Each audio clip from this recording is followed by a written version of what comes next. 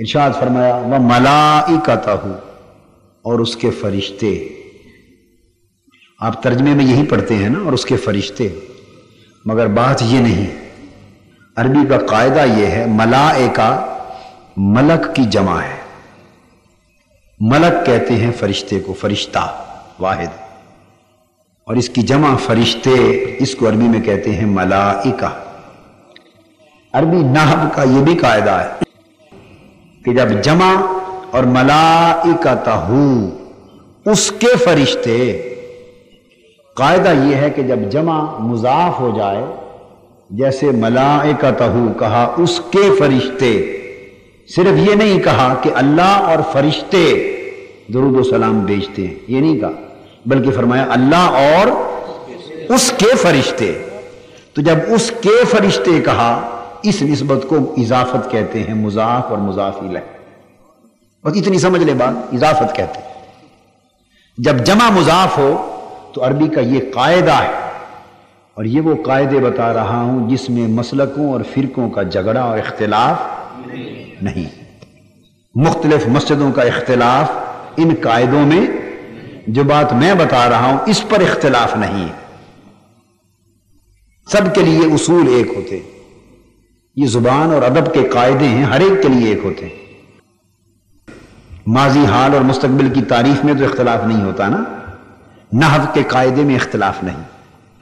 تو اس کے فرشتے، تو جب جمع مضاف ہو جائے تو اس کا فائدہ ہوتا ہے عمومیت کا، استغراق کا، کلیت کا. مطلب یہ بنتا ہے کہ جب جمع مضاف ہوا تو ملائکتہ کا مفہوم ہوا اس کے سارے فرشتے. کیا مفہوم بنا؟ یعنی خالی فرشتے کہنے سے یہ بھی ممکن ہو سکتا ہے کہ کچھ فرشتے بھیجتے ہوں اور کچھ نہ بھیجتے. تو فرشتے سے بات تو بن جاتی ہے نا، کچھ بھیجیں کچھ. مثلا یوں کہا جائے بھئی حافظ آباد کے لوگ، بہت لوگ آئے ہیں آج کانفرنس. اگر آپ یوں بھی کہہ لیں کہ بہت لوگ آئے ہیں، تو بہت لوگ کہہ کر بھی اس کا معنی یہ تو نہیں بنتا نا کہ حافظ آباد کے سارے لوگ آ گئے. ہزار افراد گھروں میں بیٹھے. اور جب یہ کہا جائے کہ حافظ آباد کے سارے لوگ آ گئے، تو آخر دونوں باتوں میں کوئی فرق ہے یا نہیں؟ جب سارے کہا جائے گا تو مطلب یہ ہوگا کہ گھر میں کوئی رہا ہی نہیں. اور جب کہے گا، ہم کہیں گے کہ حافظ آباد کے لوگ، یہ بہت لوگ، تو اس کا مطلب ہے بے شک بہت ہوں گے مگر سارے نہیں، کچھ گھر میں بھی ہیں. بس اسی مثال سے بات کو سمجھیں.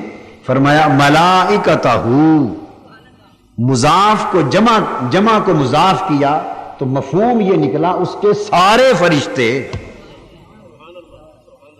اب اس کا معنی یہ ہوا کہ مختلف فرشتوں کی ڈیوٹیاں مختلف ہیں، ان کو الگ الگ عبادتیں بانٹی گئی ہیں. کچھ فرشتے سجدہ کرتے رہتے ہیں، کچھ فرشتے ہیں جنہیں سجدے کی بجائے رکوع کی ڈیوٹی دی گئی، وہ اللہ کی عبادت کرتے ہیں، ہر وقت رکوع میں رہتے ہیں، وہ سجدے میں نہیں ہوتے، رکوع میں ہوتے. کچھ فرشتے ہر وقت قیام میں ہوتے ہیں، کھڑے ہو کر اللہ کی عبادت کرتے ہیں، وہ رکوع سجود میں نہیں ہوتے. فرشتوں کی ٹولیاں ہیں، الگ الگ جماعتیں ہیں، گروہ ہیں، اور ان کو الگ الگ طریقے کی عبادت دی گئی ہے. کچھ فرشتے ہیں آپ کو پتا ہے جو جان قبض کرتے، کچھ فرشتے بارش لاتے ہیں، کچھ فرشتے زمین پر چلتے پھرتے ہیں. فرشتوں کی کچھ فرشتے سفر کرتے ہیں. فرشتوں کی مختلف ڈیوٹیاں ہیں، اور ایک طرح کا کام جو فرشتوں کی ایک جماعت کرتی ہے وہ دوسری نہیں، پھر وہ تیسری نہیں. تو الگ الگ فرشتوں کی جماعتیں مختلف طریقوں کے کاموں میں لگی ہوئی ہیں. یہ مدبرات امر ہیں، اللہ پاک نے ان کو الگ الگ کام سونپے ہیں، اور ایک ایک جماعت فرشتوں کی اپنے اپنے کاموں میں لگی ہے.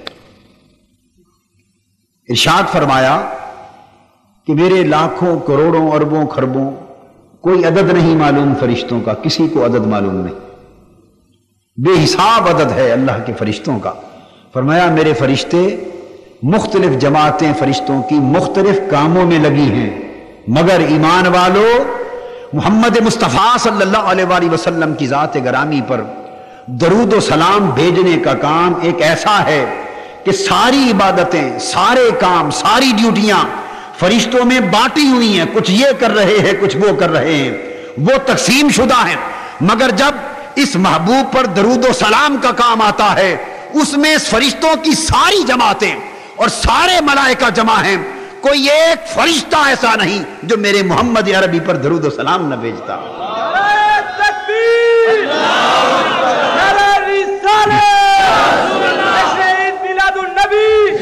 گویا اللہ کے سارے فرشتوں کا کام کیا ہے؟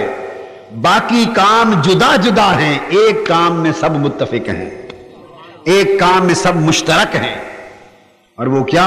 حضور پر درود و سلام بھیجنا۔ کیوں کہ یہ وہ کام ہے فرشتے سارے کیوں نہ کریں جب ان کا رب بھی کر رہا ہے۔ حضور علیہ السلام پر درود و سلام بھیجنا، درود بھیجنا اللہ فرما رہا ہے۔ جب یہ اللہ کا کام ہے تو سارے ملائکہ اللہ کے ساتھ اس کام میں شریک ہو گئے۔